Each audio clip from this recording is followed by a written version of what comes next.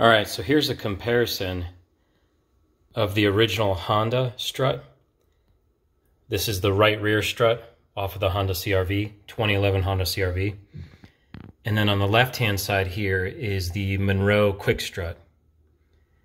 And as you can tell, they look very, very similar. I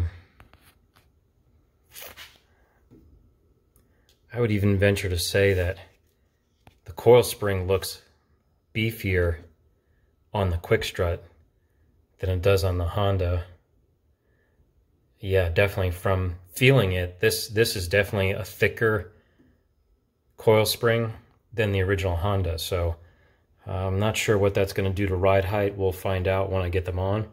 But definitely a beefier spring here on the Monroe quick strut versus the original Honda.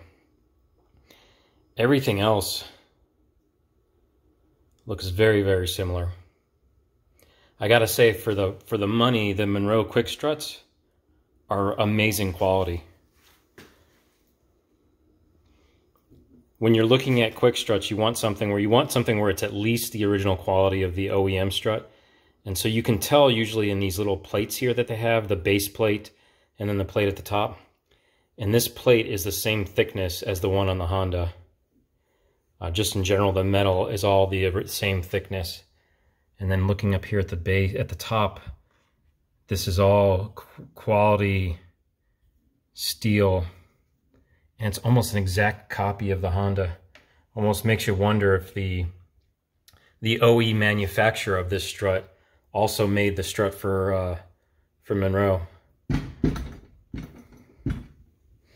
Great thing about the Monroe, I'm not sure if you can see this here. Let's see if we can get this. And the reason I bought them, as you can see right there, made in the USA. So you don't really find that many things made in the USA, especially auto parts. And for the price, this was a really good deal. So I'm sure if you're looking at struts for your Honda CR-V, if you're looking for rear struts, you probably have been on Rock Auto or Amazon and you've been looking at the prices. And there's a ton of Chinese ones. There's PRT, there's FCS, there's Sensen. I mean, there's a bazillion different brand names for the Chinese struts. And this Monroe quick strut is priced very closely to all of the Chinese struts. So this is maybe, I paid an extra $10 per strut compared to the Chinese ones. But for me, it's worth it having the brand name of Monroe. It's also worth it to see the quality here and to see how beefy this is.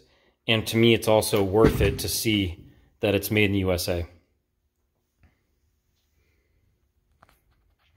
All right, well, let's go ahead and put the new one on and we'll check our ride height. And we'll see how things go from there.